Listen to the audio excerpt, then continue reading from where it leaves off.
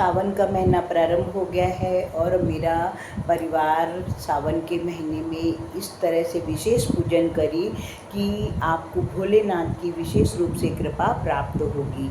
तो सबसे पहले आपको क्या करना है, जैसा मैं आपको बता रही हूँ वैसा करिए। आप किसी भी बेलपत्र के पेड़ के नीचे या फिर आपके घर में लगा हो तो बहुत अच्छा है। अगर घर में नहीं लगा है तो आप ना सबसे पहले कोई भी गमला ले लीजिए जिसमें मिट्टी होनी चाहिए। उस गमले में आपको छोटे से शिवलिंग बनाने हैं, मतलब थोड़ा सा आकार इस तरह से, थोड़ा सा आकार मिट्टी का करके और शिवलिंग का रूप देना है। और जैसे आप पूजन करते हैं, जैसे आपने जल चढ़ाया, गंगा जल चढ़ाया, धूप दीप दिखाया, जो भी चीज़ें शंकर जी में चढ़ती हैं वो सारी चीज़ें, समी पत्र, बेल पत्र, सब चीज़ चढ़ाने के बाद कपूर से आप आरती कर दीजिए। आप जो आपके पास उपलब्ध हो वो सारा सामान भोलेनाथ पे थोड़ा थोड़ा बूंद बूंद करके चढ़ाना है। और उसके बाद फिर आपको एक आध घंटे के बाद जब अपना काम निपटा ले, फिर उसी गमले में आपको भोलेनाथ का ये शिवलिंग विसर्जन करना है। ऐसा आप पूरे सावन भर करें। और सबसे पहले तो आपको ओम नमः शिवाय की एक माला का आपको जाप करना है। इससे भोलेनाथ की विशेष कृपा आपको प्राप्त होगी। कुछ एक नियम ले लें कि सावन में हमको प्याज लहसुन नहीं खाना है, या जो भी आपको करना है। पर कहते हैं ना, जब तक आप अंदर के हृदय को शुद्ध नहीं करोगे तब तक बाहर की कोई भी पूजा स्वीकार नहीं होती है। इसलिए आपको एक संकल्प जरूर लेना चाहिए, क्योंकि जब आप किसी चीज़ का त्याग करते हैं तभी अंतःकरण शुद्ध होता है। इसलिए त्याग की भावना, जब आप किसी को कोई चीज़ दे देते हैं तो देने के बाद में वो चीज़ आपको कई गुना होकर के मिलती है। देने की आदत हमेशा सब में होनी चाहिए। अगर आप किसी चीज़ को नहीं देते हैं तो फिर जो आप देंगे वही पाएंगे, और नहीं देंगे तो वो आपको नहीं मिलेगा।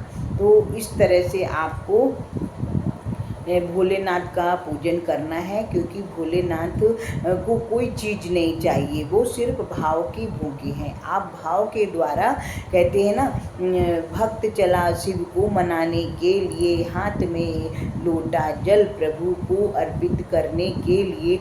इस तरह से भोलेनाथ को एक लोटा जल सारी समस्याओं का हल।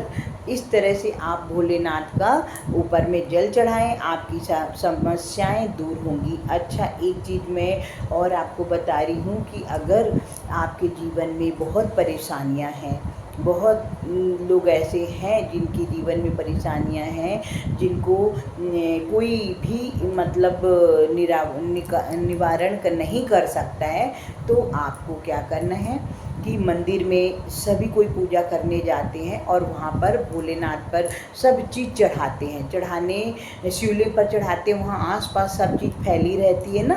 तो आपको मंदिर जाना है, जब आप पूजा करने के लिए जाएंगे ना, तो वहाँ पर जो भी चीज़ें रहेंगी आप अपने घर से साफ कपड़ा लेकर के जाएं और सारी चीज़ें वहाँ से हटा कर के एक जगह रखें और बढ़िया मंदिर को पोंछ दें। इससे करने से आपके भाग्य की रेखाएं बदलेंगी। और कहते हैं ना कि जो भगवान के लिए करता है, उस जब हम माथा टेकते हैं ना मंदिर में, तो हमारे ये जो भाग्य में रेखाएं होती हैं ये उल्टी पड़ी होती हैं, और जब हम माथा टेकते हैं तो वो सीधी हो जाती हैं। तो इसलिए भगवान के मंदिर में जाकर के आप सफाई कर रहे हैं, मतलब समर्पण कर रहे हैं, प्रभु के लिए समर्पण कर रहे हैं अपने आप को। तो इस तरह से आपको भोलेनाथ का पूजन करना है। मंदिर की सफाई करिए। मंदिर में इतना तो सभी कोई मंदिर में जाएंगे, वहाँ पर बेलपत्र चढ़ाएंगे, पूजन करेंगे, तो जो आसपास में चीज़ें फैली हों उनको आपको साफ करना है। वो साफ करके आ जाइए चुपचाप से, कोई बोलने का काम नहीं है, कुछ नहीं है। आपको भोलेनाथ क्या देंगे वो आपको स्वयं पता चलेगा। किसी और से बोलने की आवश्यकता ही नहीं है। और इस तरह से आप भोलेनाथ का पूजन करें, दूर्वा अर्पित करें, और जो शमी पत्र है, शमी पत्र के द्वारा घी में अर्पित करके भोलेनाथ को सावन भर शमी पत्र अर्पित करें। ऐसा अगर आप करते हैं तो आपके जीवन की जो कठिनाइयाँ हैं वो दूर होंगी। कहते हैं ना, विश्वनाथ मम नाथ पुरारी, त्रिभुवन महिमा विदित तुम्हारी। और ये जो भगवान की महिमा है वो कोई भी उसका वर्णन नहीं कर सकता है। तो सावन में चलिए हम सब मिल कर के भोलेनाथ को मनाते हैं। श्री हरि, राधे राधे।